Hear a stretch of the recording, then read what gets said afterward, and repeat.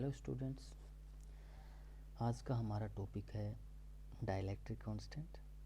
Dielectric constant को study करने से पहले हमें एब्सोल्यूट परमिटिविटी को डिस्कस करना होगा, तो फिर हम डाइलेक्ट्रिक कांस्टेंट को अच्छी तरह से समझ सकते हैं। तो एब्सोल्यूट परमिटिविटी के लिए हम इस रिलेशन से स्टार्ट करते हैं। F naught is equal to this. क्या रिलेशन है ये? This gives the force between two charges q1 and q2 which are separated by a distance r in vacuum और in free space, और free space में रखे हुए हैं। जो ये F नोट है, जो फोर्स है बिटवीन टू चार्जेस अप्लाई हो रहा है, ये एक्चुअली मीडियम पे डिपेंड करता है कि ये किस मीडियम में चार्जेस रखे हुए हैं। Different medium different obstruction produce करते हैं between the application or between the interaction of these two charges, कि इन दोनों चार्जेस के बीच में कितना फोर्स लगेगा, ये इस बात पे भी डिपेंड करता है कि ये किस मीडियम में रखे हुए हैं। अगर इन्हीं चार्जेस को हम एयर में रखेंगे सेम डिस्टेंस रखते हुए, तो इनके बीच का फोर्स डिफरेंट रहेगा। और इन्हीं चार्जेस को हम यदि किसी दूसरे मीडियम फॉर एग्जांपल वाटर में रख देंगे तो डिफरेंट फोर्स लगेगा। चार्ज सेम है, डिस्टेंस सेम है, बट मीडियम चेंज कर दिया हमने, इन चार्जेस को वाटर में रख दिया, तो वाटर में जो फोर्स लगेगा वो डिफरेंट लगेगा उस फोर्स से जो कि एयर में लगा था इन्हीं चार्जेस के बीच में और सेम डिस्टेंस में। तो इस प्रॉपर्टी को मेजर करने के लिए हमने एक टर्म्स डेवलप की जिसको हम कहते हैं एब्सोल्यूट परमिटिविटी। अब ये एब्सोल्यूट परमिटिविटी डिफरेंट मीडियम की डिफरेंट होती है। फ्री स्पेस के लिए एब्सोल्यूट परमिटिविटी होती है ये। फ्री स्पेस का मतलब यहाँ पे आप वैक्यूम भी समझ सकते हो। और वाटर है, वाटर के लिए एब्सोल्यूट परमिटिविटी को मैं एप्सिलॉन डब्ल्यू से लिखता हूँ, तो वाटर के लिए अलग वैल्यू रहेगी।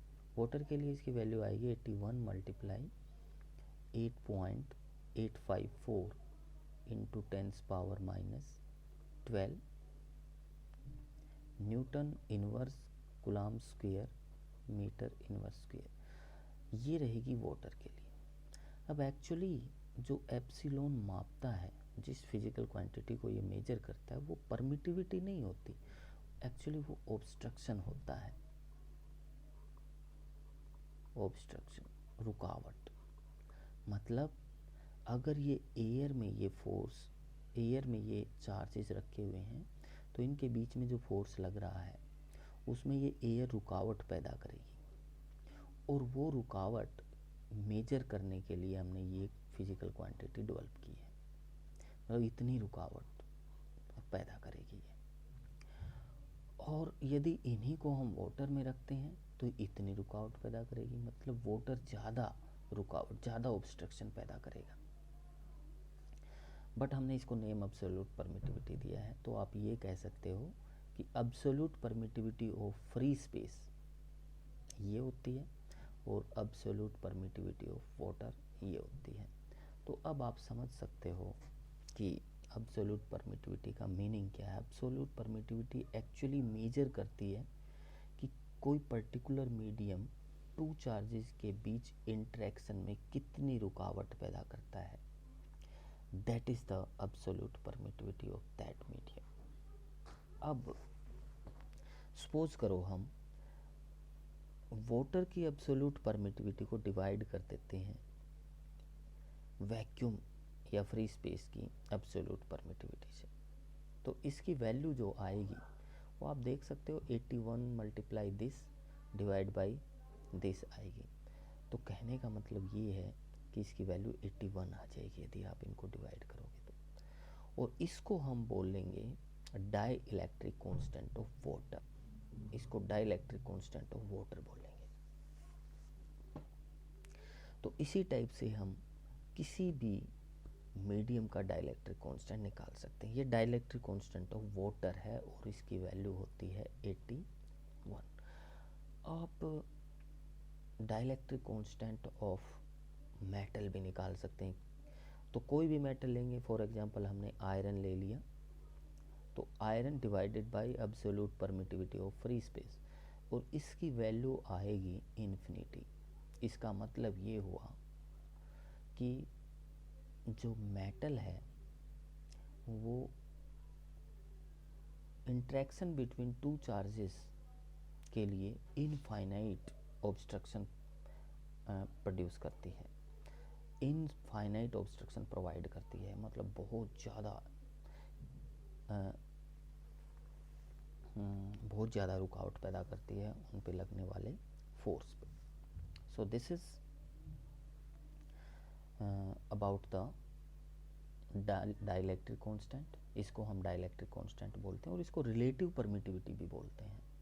इसको एप्सिलॉन आर से भी लिख सकते हैं हम, epsilon R. Epsilon R means relative permittivity of the given medium. यहाँ गिवन मीडियम क्या है? वाटर। तो हम इसको बोलेंगे relative permittivity of the water. यहाँ बोलेंगे इसको relative permittivity of the metal. तो ये है भाई dielectric constant of relative permittivity. Dielectric constant और रिलेटिव परमिटिविटी सेम चीज़ें होती हैं, सेम फिजिकल क्वांटिटी है। अब हम इसको फोर्स के टर्म्स में भी डिफाइन कर सकते हैं। अब यहाँ देखो आप, this is the force between these two charges in medium vacuum और फ्री स्पेस। अब इसी तरह से इन्हीं चार्जेस को यदि हम वाटर में रखते हैं तो इनके ऊपर जो फोर्स है उसका रिलेशन इस तरह से लिखेंगे हम, force between these two charges in medium water 1/4 pi epsilon naught की जगह हम यहाँ वाटर लिखेंगे Q1 Q2 divided by R square. Charges same रखे हैं, उनके बीच का डिस्टेंस सेम रखा है।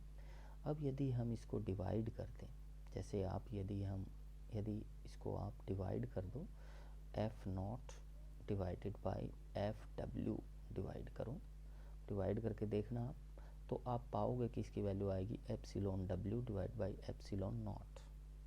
तो क्या आ गया? ये वही आ गई, यही वैल्यू आ गई।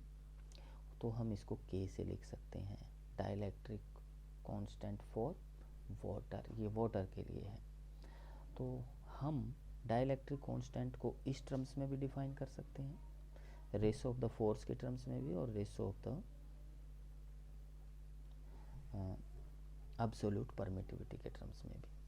तो आप देखोगे रेशो ऑफ फोर्स में डिफाइन करोगे तो फोर्स इन वैक्यूम न्यूमरेटर रहेगा, और यदि आप इसको एब्सोल्यूट परमिटिविटी के टर्म्स में डिफाइन करोगे तो absolute permittivity of free space denominator रहेगा। तो ये डिफरेंस है, but value will be same. So this is the dielectric constant of. तो आप शायद समझ गए होगे डाइलेक्ट्रिक कांस्टेंट क्या होता है, इसका फिजिकल मीनिंग क्या होता है। डाइलेक्ट्रिक कांस्टेंट का फिजिकल मीनिंग होता है कि ये कोई पर्टिकुलर मीडियम चार्जेस के बीच होने वाले इंटरेक्शन में कितनी रुकावट पैदा करता है, तो उस चीज़ को मेजर करता है। अब हम इसको डेफिनेशन के टर्म्स में मैं आपको बता देता हूँ किस तरह से लिखना है। तो आपको ये डेफिनेशन लिखनी है जो मैंने लिखी है, डाइलेक्ट्रिक कांस्टेंट और रिलेटिव परमिटिविटी। तो इसमें यही बात लिखी है हमने जो मैं आपको समझा चुका हूँ, the ratio of absolute permittivity of the given medium to the absolute permittivity of the free space is called dielectric constant और रिलेटिव परमिटिविटी। एप्सिलॉन यहाँ देखो, ये हम समझ चुके हैं उधर, और हमने ये बात भी समझ ली है पीछे, ये चीज़ें भी हम समझ चुके हैं कि हम इसको इस टर्म्स में भी डिफाइन कर सकते हैं।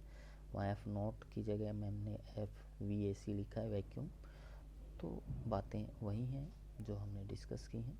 एयर के लिए इसकी वैल्यू 1.0054 होती है K की वैल्यू, बट अगर हम बात करें वैक्यूम के लिए तो वैक्यूम के लिए इसकी वैल्यू 1 होती है। For vacuum it's value is 1, but for air it's value is this. तो वैक्यूम के लिए भी लिखा है यहाँ पे, वैक्यूम के लिए इसकी वैल्यू 1 होती है। So this is all about the dielectric constant. तो आप समझ गए होंगे